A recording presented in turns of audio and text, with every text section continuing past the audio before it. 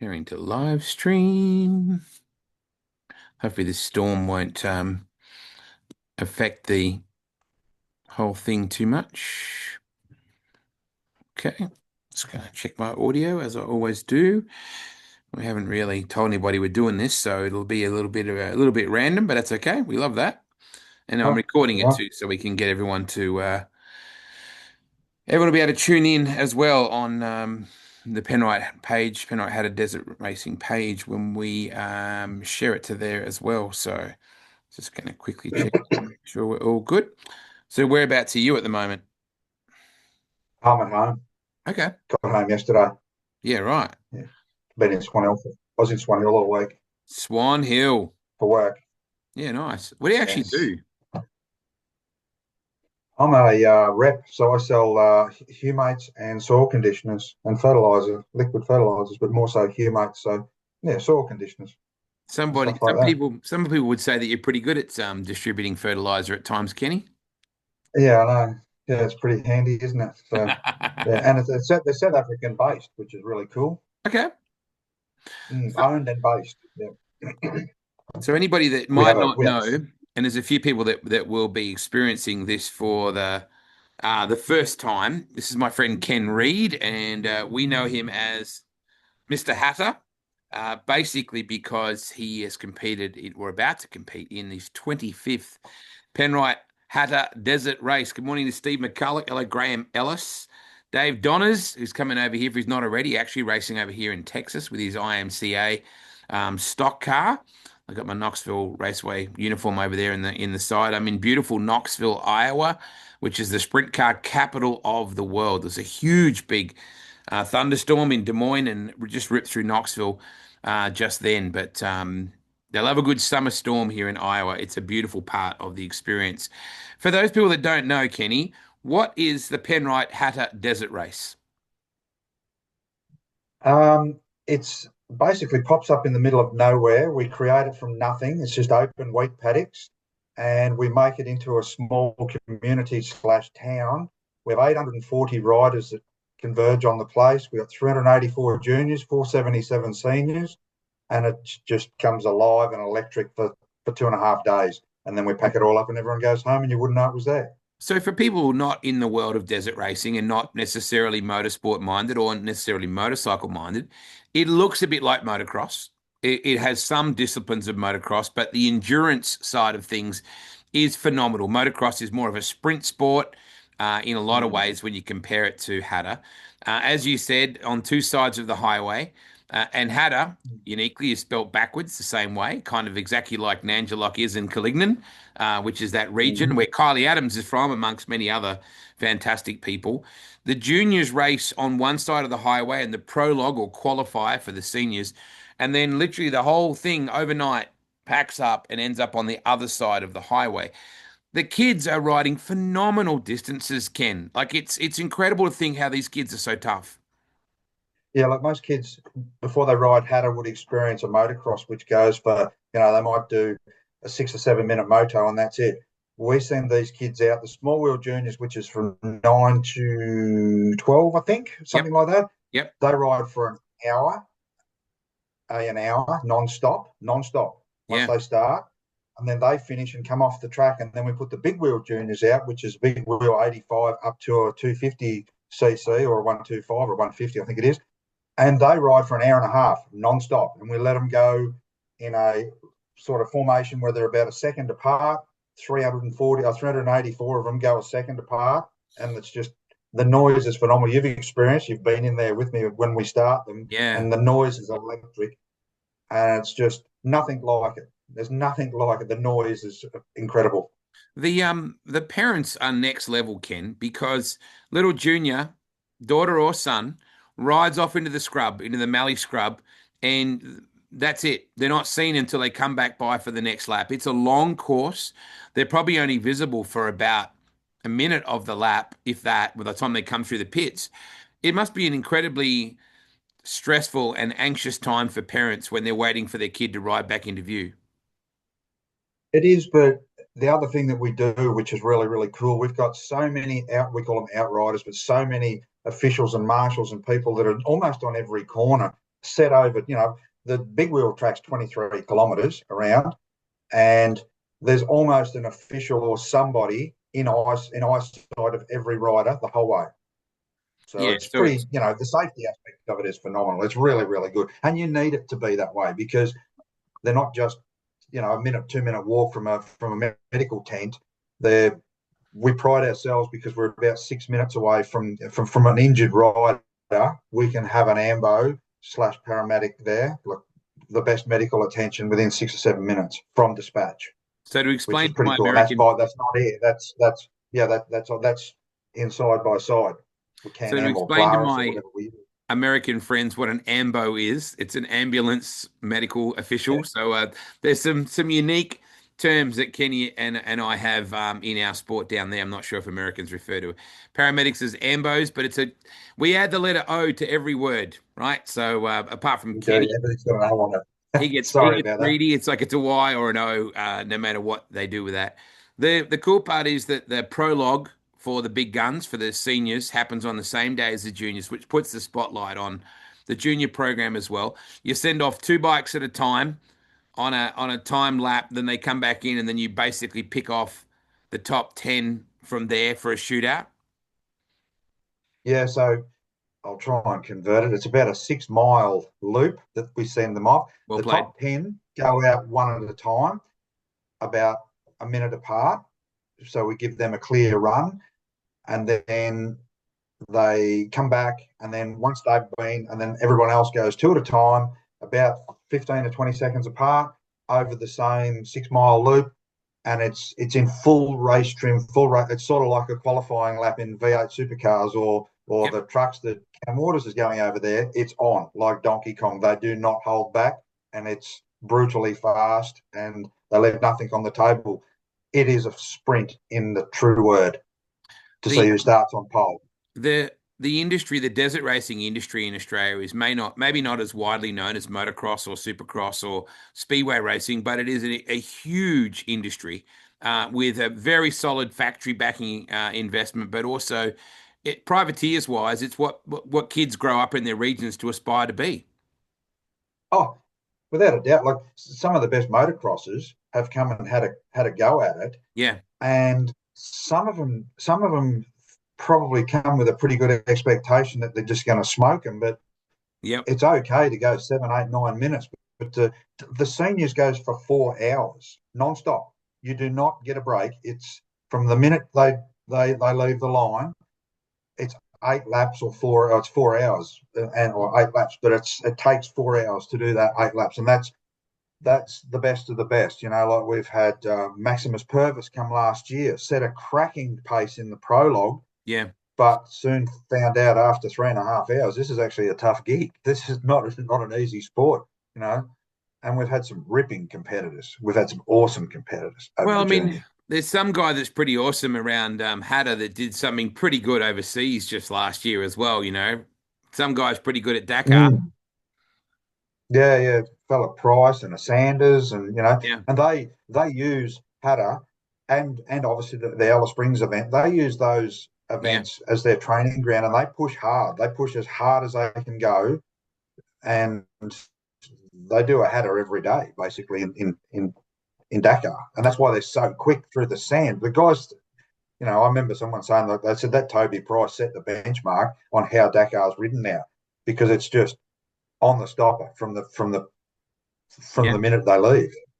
Daniel Milner as well actually bought property, in Victoria with a similar surface to actually learn to train on there. So that commitment, comes at all levels. Yeah, oh, absolutely. Even the juniors, like the breeding ground that the juniors we implemented. I think we're fairly unique we're definitely in Australia. I don't know how they go everywhere else, but in Australia, we would be the only place that runs a desert race for kids. And the ones that have come through that, like well, Sanders was here, Yep. Callum Norton won the juniors, Yeah. and then gone on to win the seniors. Toby was here just out of juniors. Unfortunately, it would have been awesome as he was here as a junior, but Warren Smart came through the junior Yeah. ranks. He was a local guy and he won five. There's so many guys that have used it as a training ground, and we sort of take it for granted. But It's generated and pushed a lot of careers. Like Daniel Milner he Yeah. is such a fan of this event. Like you said, they went and bought a couple of thousand acres Yeah. a couple of hours south of here, and tried to replicate the Hattah track because he wants to own that place. And it's not even just about the Saturday and Sunday, Kenny, as you know. The Friday night at Redcliffe's Footy Oval at the home of the Tigers, every Yeah, bike has to go through scrutineering on the oval. Through there, you have freestyle going on there as well. There's a lot of yeah. fireworks, a lot of really cool music pumping, and the whole oval is literally filled with motorcycles. It's quite incredible when you look at the sheer volume, and that's when I think you understand the level of investment in the industry. You go, wow, that's a big. People travel from all over the country for this. Oh, they come from New Zealand. We've got them coming from everywhere. We've got young Gus Reardon coming all the way from the States. He's coming Yeah. back. He got number 4 plate last year, and I know what plate he wants this year, and it's not 4. Yeah, and there's a And lot of riders, in Australia that are starting to compete over in the US as well, like local riders from the Mildura region, riding over in Baja and that sort of stuff in that Californian desert and Mexican desert stuff as well. yeah, well, Toby Hedricks, a classic junior, came through the program, did all our local enduros, and had gone on to did the Sunraysia safaris. They've been very successful at the Yeah, local safaris here, and for a first time, he smashed Dakar for a first time privateer. Like he beat some pretty big names home in that event, and that's that what a breeding ground this place is. Whether it's yeah. motorcycles or cars or ski racing or I don't care what anything that's got an engine in it, they seem to excel up this neck of the woods, Sam which is Prashira, I pretty think, is cool. doing some really cool things in the States as well. Sammy's always over He there. will be he's potentially top 3. And in a couple of weeks, he is potential easy top 3. I mean, machines fail. That we know that they always have, they always will. Like Callum's had a couple. Yeah. Brad Williscroft had 2 or 3 in the bag. Like he was half a lap in front, and the ignition died. Like, what's the go with that? Like he just sat on the side of the road and waited for the next bloke to come along. It's just There is brutal. there's probably three or four really unique aspects of the Penrite Hattah Desert Race that struck me the first time I went there. And Johnny Contract is the voice of the Hattah Desert Race, and he had this look in his face like you got no idea what you're about to see, and he was exactly right. Firstly, you can't practice on the track. It's owned by No. farmers. It's pristine Mm-hmm. the whole time, and it's got to be returned back to pristine when the event is over. You cannot practice on that track. There's no point walking it because it's K and K's and K's and K's in the distance in the Mallee scrubland. The second thing is that you basically race through the pit area. Like that is mind blowing to me. It's at full speed through the pits, and there's a gradient lane on either side where you sort of slow down to pit, then dump it in the drain, and off you go again. And a lot of races are won and lost, in that pit area. There are a couple of things immediately. Then the start, the idea of starting 400 riders just using a side by side that just goes by and launches everybody, Kenny. It's a spectacle that is just hard to get your brain around. I wish it was feasible to get 50,000 people there to watch it because that's what it deserves, the sheer endurance of it.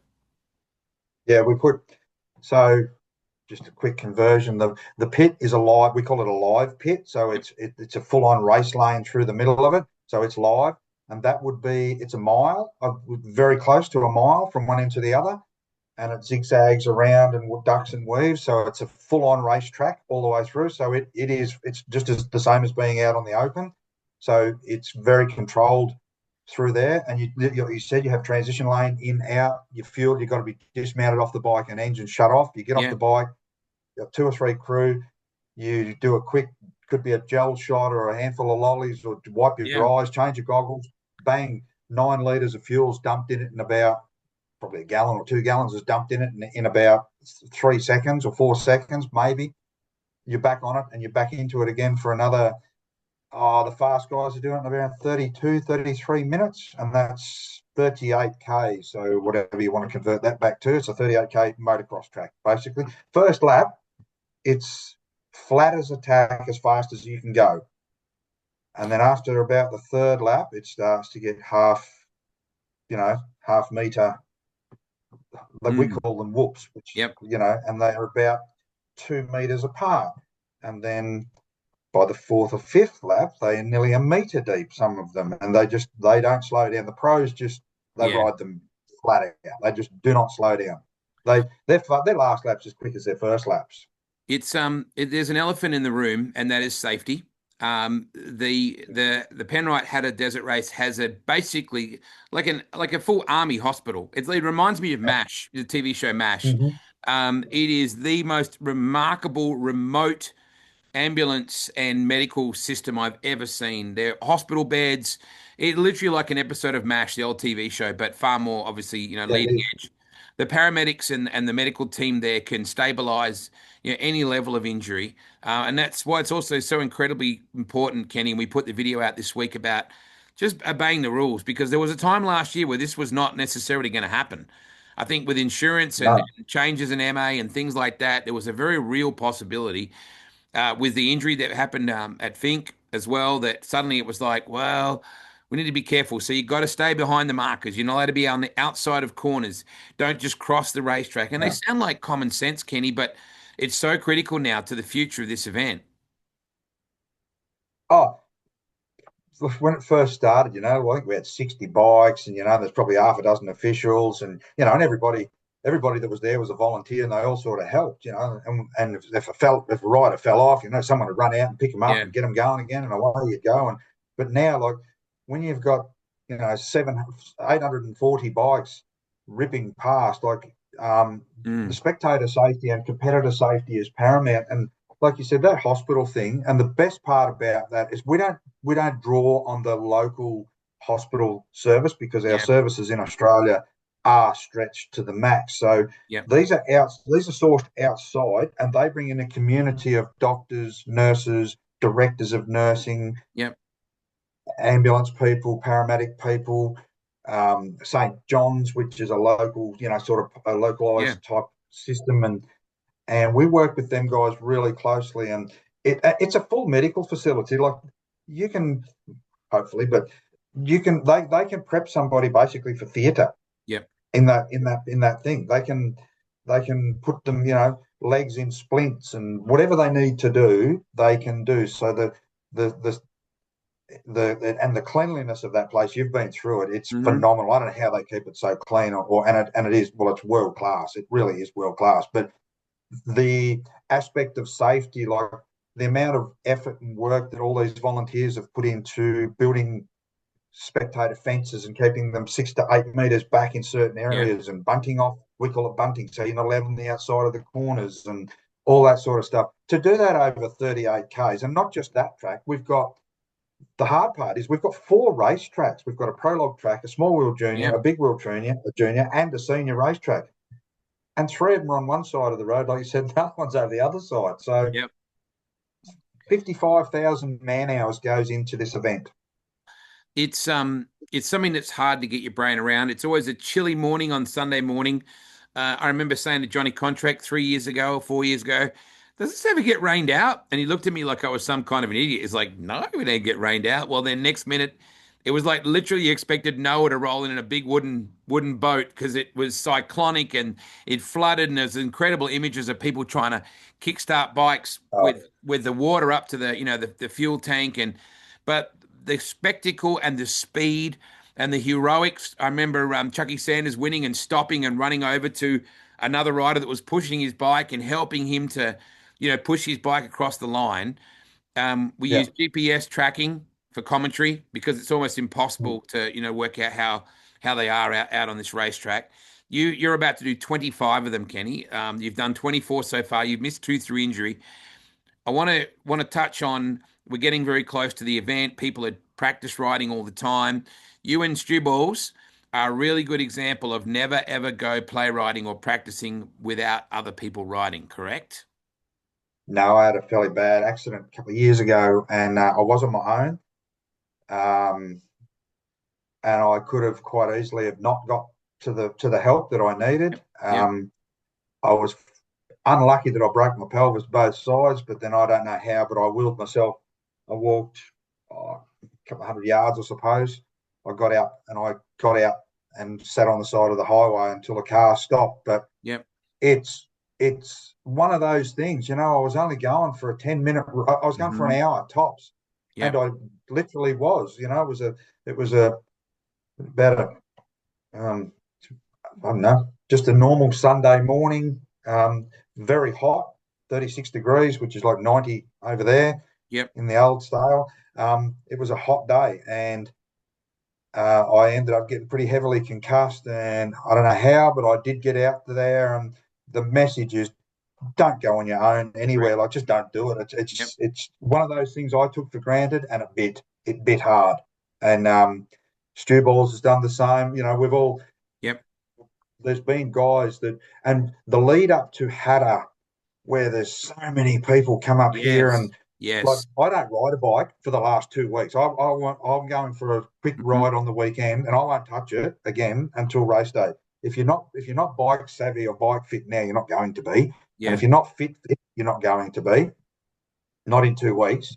The only thing you want to mess around now is maybe some tyre selection or a bit of gearing selection or something Yep. like that, or maybe a fuel dump, or see how far your fuel economy is good for. And that's pretty much it. But there'll be guys, you've been to the little place out the road, which will name nameless, and there is a cast of thousands there, and it's Yeah. scary.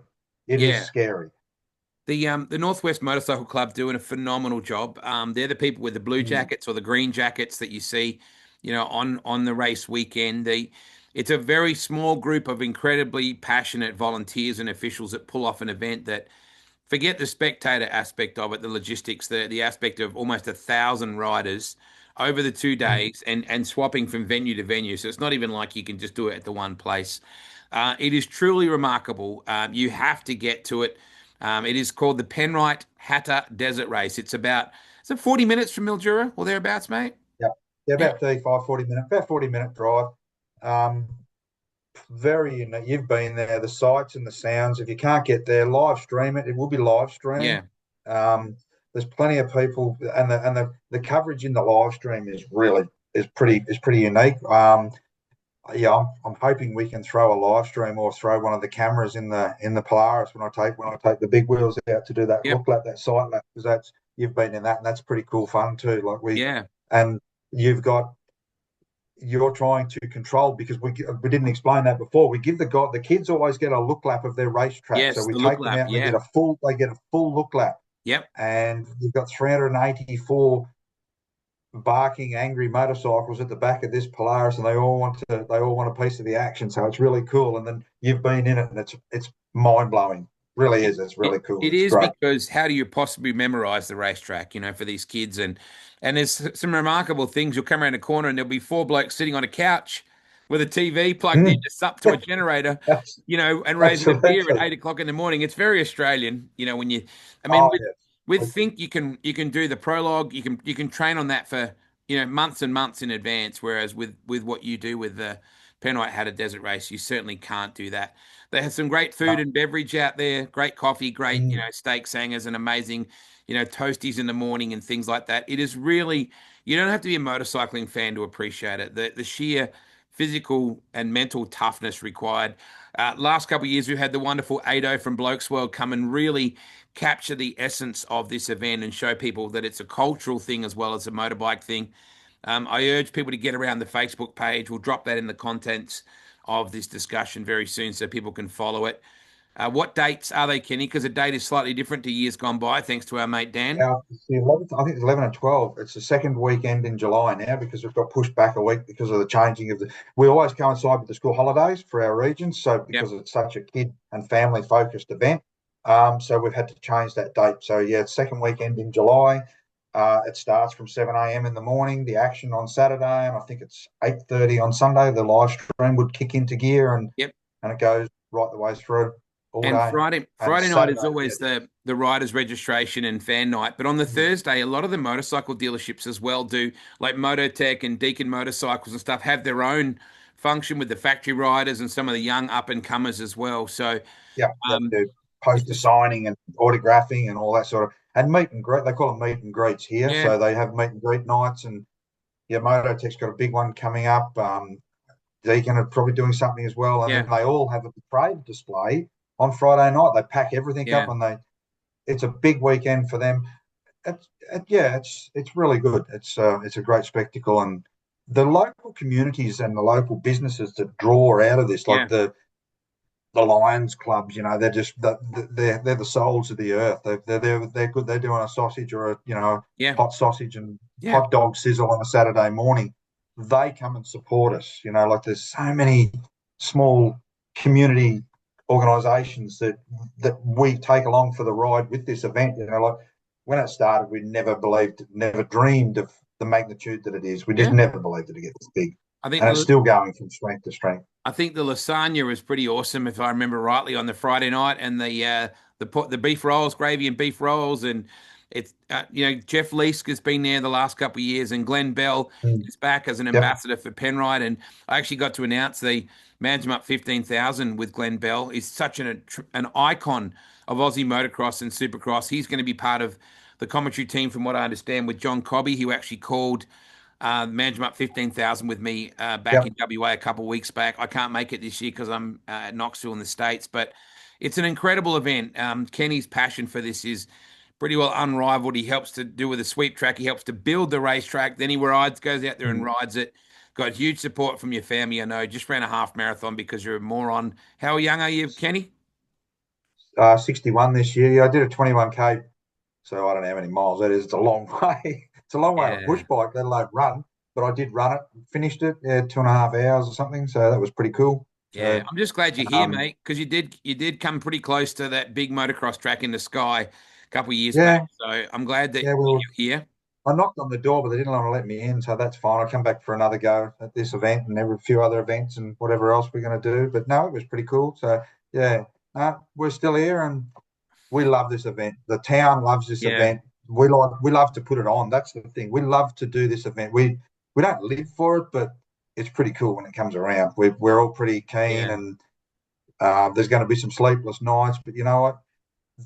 The Jeff Guns and Jenny yeah, Gledhills and Gary Leeson's, like Murray Fox yeah. Shannon and Moylan. Shannon Moyle, Yeah, all those guys. There's only 10 of us, 10 committee that sit around that table that basically construct this, and then we branch out to 400 volunteers. So like the dedication that that team has, you've sat at that table and it's yeah. like, wow. And the planning starts the week after the race finishes. We're back into it, starting it again. It'd be remiss of us not to mention our little black mate too, because Shawnee was Yeah, just well, such what a he's, character, he's, mate. We couldn't say that he's a, anywhere else, but I assure you that's a term of endearment because that's what he always called himself to us, right?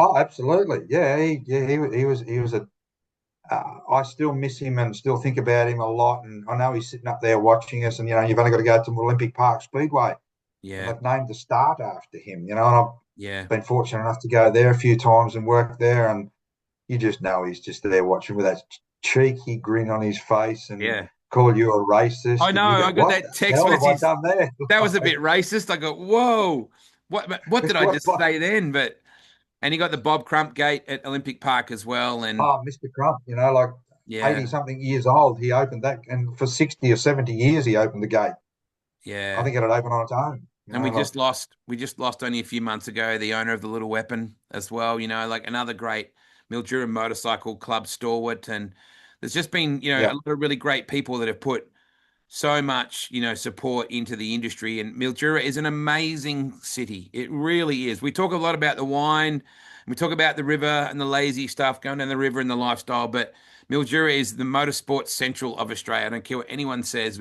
Speedway, drag Mm. racing, ski boat racing, desert racing, superbike, supercars. Like honestly, speedway, flat track motorcycles, motocross, Mm. um, dirt go karts, bitumen go karts. Nowhere in the world like that, mate. But, you're rattling them up. You Kelly's, Waters, like some of those names that Yeah, have come out of, like, they're world renowned, like yeah. they are world, and they hold their own. Like Joshy Waters, what a weapon. Multiple Australian What a Superbike man. champion and leading the championship at the moment. Some guy called Phil Crump, Lee Adams. The So list. Lee Adams, like one of my best friends in the world, Lee Adams, like Yep. he He's always there. he He's always faced at Hattah. he faced a shit show what he went through, but you know what? That man smiles every day, and he just loves and his passion for anything motorsport. one of your great friends set him up in a sprint car. He Yeah. still talks about that. He couldn't, he can't walk, but he can drive a sprint car and Yeah. loved it. It was good to be How at cool. Manjimup recently too, Kenny, because Declan was over there for the first time at Manji, Yep. as the number one mechanic for Kyle Webster with that amazing Honda racing team. And Decky's mind was just blown, and he does an amazing job too. So keep your eye on these dates. I want you to get across the Penrite Hattah Desert Race Facebook page. Check out the socials. It is worth the experience, Kenny. I'm disappointed I can't be there. I would love to be there, but I know that John Cobby's going to do a great job with Glenn Bell and all the team there. So make sure you have a coffee for me. Be safe. Don't break the Polaris on the look lap like you did for me when I was out there with you. And Okay. ride safe, mate, eh? Yeah, we will do. And if anyone's interested, like we've got merchandise too online. Get online, have a look at Yeah, some of our merchandise stuffing that we bring in. The guys do a phenomenal job with that. So like if someone wants a bit of memorabilia, get online. There's ADO stuff, there's our stuff, there's all sorts of stuff. We've got a lot of yeah, gear up there. So um, get yourself something to do with the Hattah Desert Race. Take your own bit of history home with you, and yeah, even take a bit of dirt if you want. I don't care. I don't feel there'll be plenty of it breeding, and so yeah. we could actually have a dusty event this year, which will be unique. Wow. We haven't had a whole lot of rain, so Okay. yeah, that'll sort of feel. Man, I like riding in the dust. I prefer it. It's not as rough. You crazy bastard. Be safe. All right. It's good to talk to you, Kenny. And please You remember, too, mate. I had a desert race, folks. It is amazing. There'll be links to the live stream. It's an incredible event. Say hi to everyone from me back home, mate, and we'll talk soon. All right. We'll talk to you afterwards. Good to see you. Yeah, make sure Over, you give me a over, a bit, call. All right. over a beer when you get home. Sounds good, buddy. See you soon, See Kenny. you, mate. Bye. Bye bye.